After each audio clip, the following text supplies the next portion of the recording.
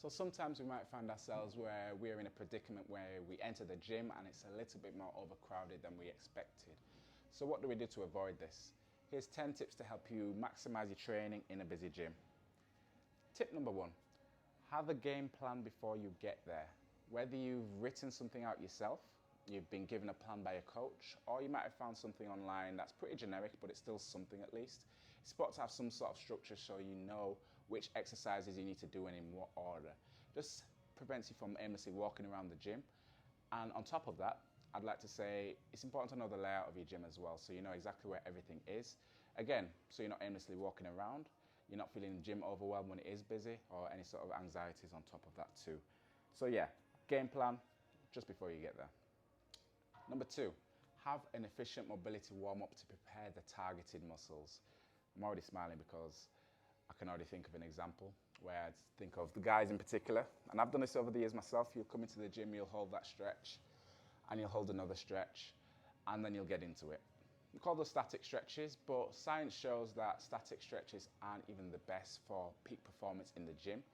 They won't even reduce the likelihood of injury like most people would expect as well. So what I tend to do with my clients and what I think is, really efficient and what science shows as well is more like dynamic movements, dynamic warm-ups, mobility warm-ups are just really important to mobilize the body and get everything ready because you're preparing for movement. So dynamic is all about moving the body. Yoga is great in terms of the movements that are involved in that to prepare the body. We look at movements like dead bugs and cat-cows and all those other animal-based stretches with those names, but they're very, very efficient. And yes, make sure you have something that's efficient related to your targeted muscles. Sometimes full body mobility warm-ups are great as well. This is what I tend to do with a lot of my clients too, okay? Tip number 3, don't be afraid to work in with someone instead of waiting for them to finish. Sometimes it is okay to approach that person and say, how many more sets have you got left? And that's an efficient way instead of just stood on the sidelines and waiting for them to finish.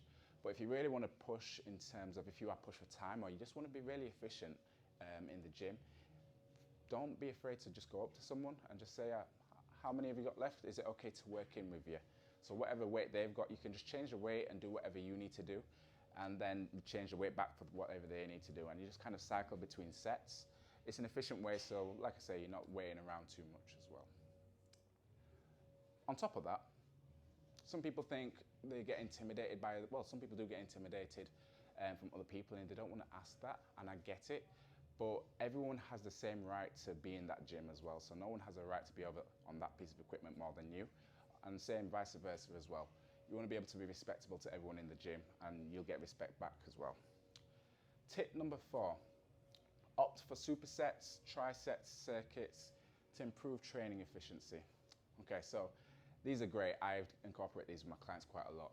Okay, so we can combine opposing muscle groups such as chest and back, or we can mix compound lifts with isolation movements as accessories such as hamstring curls and walking lunges.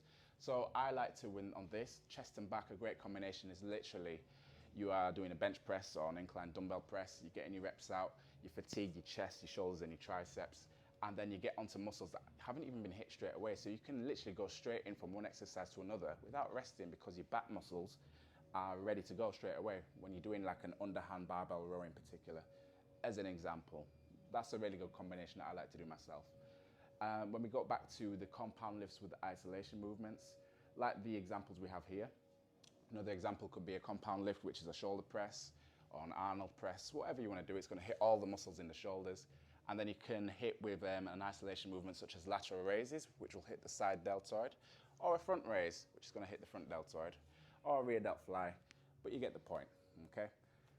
On to the next point, tip number 5, incorporate drop sets to help you get the most out of your sets. So a great example is being on the leg press.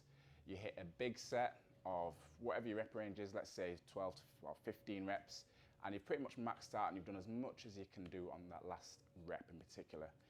Okay, the next thing you're going to do is rest and get into the next set. But instead of just resting a minute or so, just take the weight down, drop it considerably, and then get straight back into pressing that leg press and just do as many reps as you can. You're shocking your body, so your muscles are literally expecting to rest, but you're putting them back into action. And it's a great way to burn the muscles, as a lot of you may know if you've done drop sets. But if you haven't done them before, give them a try, and it's a very, very efficient way to really exhaust the muscles so you can get in and get out as well. On to the next 5. I hope these 5 are okay for you. So, be strategic with choosing the best weights for you. So I see a lot of people who will choose weights that are a bit too much for them to really handle. And then vice versa, it's the opposite side. People are choosing weights that aren't enough for what they should be doing. We can use warm-up sets to help ourselves find out a comfortable weight to build our weight up into working sets after that. But it's important to train outside of your comfort zone so you're not wasting any reps as well. So if you do a warm-up set, which I tend to do as well, it's mobilizing my body, so I'm still reducing the likelihood of injury, but I'm knowing what I'm able to do on the day through that warm-up set. So I've done XYZ weight, XYZ reps. I think right now it's time to get into a working set, and I can pick up more weight and go for it. Okay? It's important to understand your body and what your capabilities are, but not push too much. Number 7, get the right training partner to push your rest periods and get the most out of your sets. So I'm smiling because I'm thinking about some of the guys that I train with every now and then. Now it used to be more frequent, but we would cycle through our sets and we'd really just push each other to the max, where once we've done a set, or if I've done a set on back squats, to be honest, at the time we recorded this, we trained yesterday, but we did back squats, and then as I'm trying to rest and recover after a really tough set and they were pushing me, they've done their sets and it's back to my turn and I'm still panting, so we want to get people who are positive and going to get the most out of our training and push us to our limits. And you want to be able to push whoever your training partner is as well. That helps you just to make sure you're not resting too much. Yes, it's good to chat, but you're not doing too much. You're just really being efficient and getting through those sets, okay?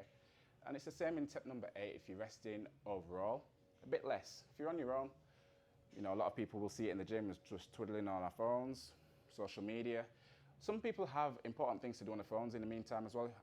I consider checking my emails quickly as important, especially if I'm quick in between clients, but I'm just trying to have a quick session.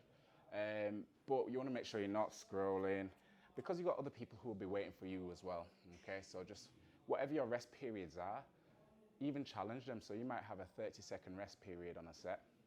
If you feel like next session, you go back into that training session, try and make it 25 seconds. Something you can do is literally get your phone, get your timer on your phone and hit that, so you're very strict with your rest periods too. Number 9, so schedule in reverse. So at the time of recording this, I currently work at one of the busiest gyms in the whole country. And it can be quite challenging to program for clients, because I might program a session with them and then I might have to improvise. But that's the good thing about me, I can improvise very well. But when it comes to scheduling your training sessions, I won't talk about this too much, but there's the whole bro split, we call it, which is known to train certain muscle groups on particular days. So International Chest Day is something that some of you may have heard about, where people will just come in and train chest. They do all the chest exercises, all the chest machines are taken up on a Monday, and it's still seen today as very common. So what I do with my clients, and sometimes myself, is I'll literally just flip that, where on the Monday I might do back instead. When everyone's training chest, I'll do back, or I'll do legs. And then towards the end of the week, where people are just trying to do arms or whatever it is, I'm doing something else completely as well. So I'm not having to wait around in the gym, because everyone else is kind of hogging onto one section of the gym in total as well. So like I say, do legs or back on a Monday when most people are trying to train chest. Final point, tip number 10, we're almost there.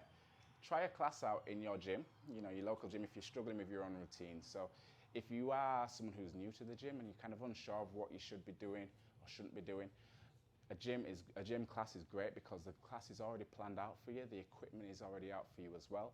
So you don't have to worry about that. You just need to do what the instructor says, get in, push yourself, and then get out as well.